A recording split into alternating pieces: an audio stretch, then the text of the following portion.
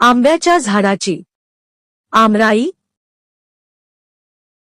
उंटांचा लमाणांचा तांडा, उतारूंची झुंड किंवा झुंबड, उपकरणांचा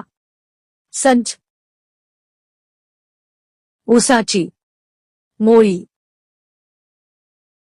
करवंदाची जाळी, कलिंगडाचा ढीग, काजूंची गाथण,